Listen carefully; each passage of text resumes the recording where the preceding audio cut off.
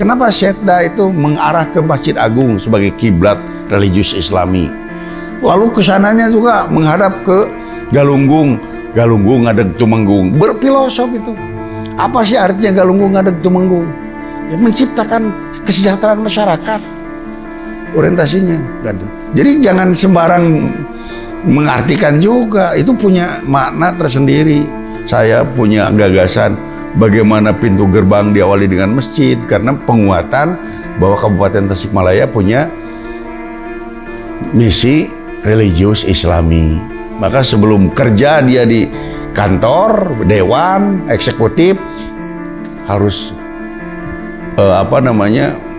tafakur dulu, berpikir dulu bagaimana substansi Masjid Agung itu menjadi ruh jihad. Ya. Itu mengingatkan, jangan sampai begitu masuk ke kantor itu culang-cileng dengan palingan gitu loh. Ya, akhirnya kan di penjara kan itu. Kenapa? Karena dia tidak masuk dengan makna masjid.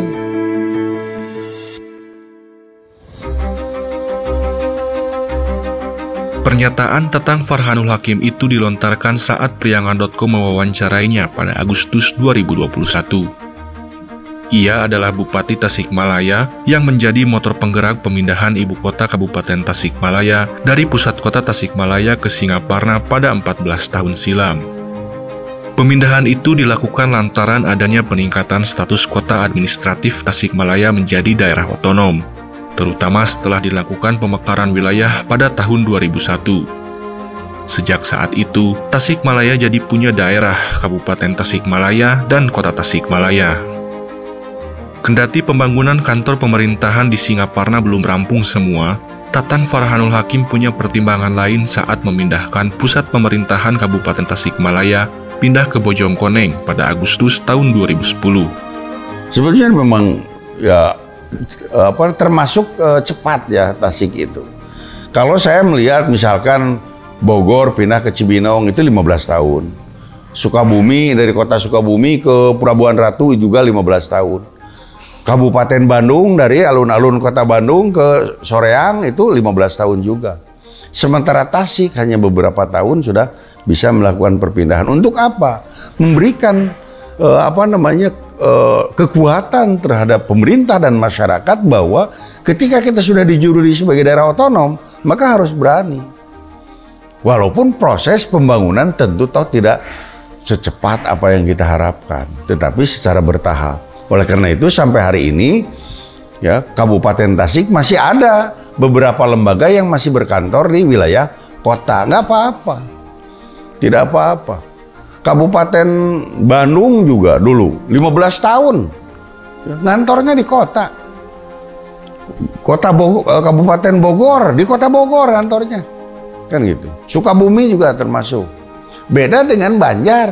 Kalau Banjar kebetulan ibu kota kabupatennya di luar, ini di luar ibu kota kabupaten kan, Banjar kayak Cimahi gitu loh. Kalau Tasik dulu ibu kota kabupatennya di Kotip, jadi seolah-olah yang terusir kabupaten induknya, bukan anaknya kan itu. Tapi nggak ada masalah.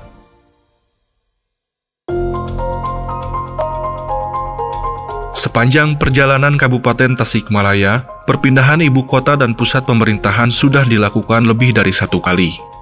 Saat memimpin Sukapura pada tahun 1837, Raden Anggadipa memindahkan ibu kota dari Sukaraja ke Manonjaya. Pemindahan itu dilakukan lantaran cakupan Kabupaten Sukapura bertambah luas yang dibagi menjadi 3 wilayah. Pertama, Afdeling Sukapura Kolot yang terdiri dari 9 distrik yang diperintah oleh patih serta asisten residen. Wilayahnya meliputi Panyederan, Karang, Sukaraja, Taraju, Parung Batuwangi, Kadangwesi, dan Pamengpe. 2. Afdeling Sukapura yang terdiri dari 8 distrik dan diperintah langsung oleh Bupati. Wilayahnya mencakup Pasir Panjang, Banjar, Kawasen, Parigi, Ciculang, Mandala, Cikebulan, dan Kalipucang. 3. Afdeling Tasikmalaya yang diperintah oleh patih serta sistem residen.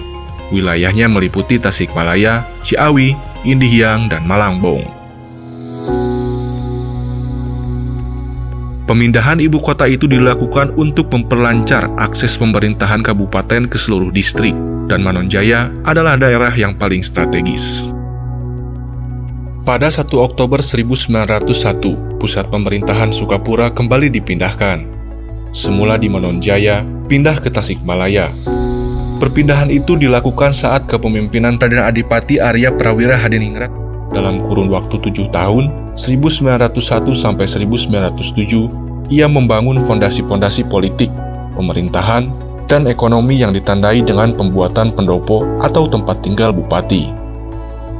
Setelah Raden Adipati Arya Prawira Hadiningrat meninggal dunia pada 1908, pembangunan Tasikmalaya sebagai ibu kota Sukapura dilanjutkan Raden Adipati Arya Wirataniningrat. Di masa inilah nama Kabupaten Sukapura diganti menjadi Kabupaten Tasikmalaya.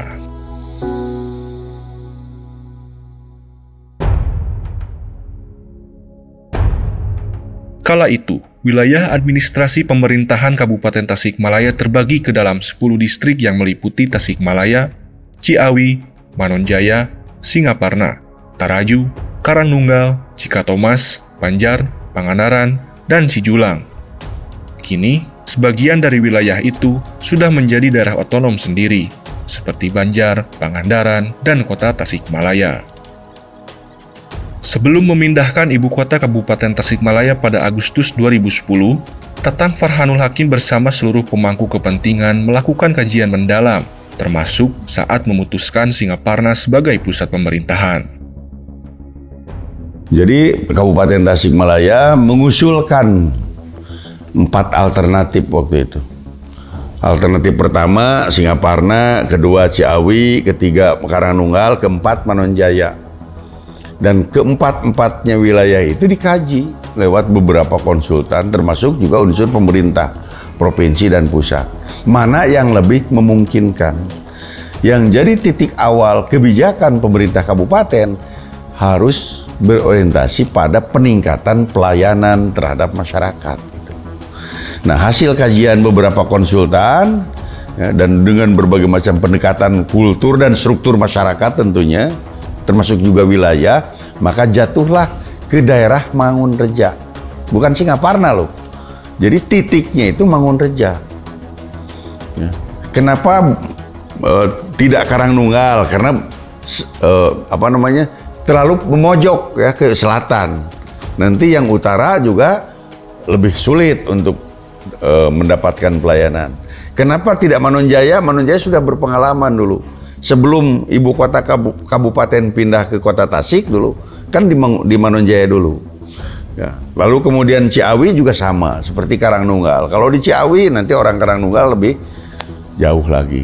Maka yang lebih tepat, ya, secara logika jarak lah gitu, secara jarak wilayah, maka Mangunreja itu, Singaparna itu, yang titiknya di Mangunreja. Begitu dikaji di lapangan, ternyata Mangunreja itu kontur tanahnya juga tidak stabil ya, banyak curamnya dan sebagainya, sehingga kalau dipaksakan di Mangunreja itu dana untuk pematangan lahannya lebih besar, maka kita bagi Mangunrejanya sebagian, ditarik ke Singaparna sebagian, termasuk juga kebijakan mengenai harga tanah. Dan ternyata memang ya, saya waktu itu ya memusatkan wilayah kabupaten di Mangunreja itu memang kebetulan ya tidak menyentuh lahan perhutani, ya, lahan negara, tapi lahan milik masyarakat dengan kebijakan 3 kali NJOP waktu kalau tidak salah, ya, sehingga memberikan kemakmuran lah bagi pemilik lahan di situ. Ya, begitu Kabupaten Tasikmalaya membebaskan lahan pusat pemerintahan, maka tahun berikutnya ya, setelah dieksekusi dibayar 500 orang pergi ke Mekah. Itu kan salah satu barokah juga.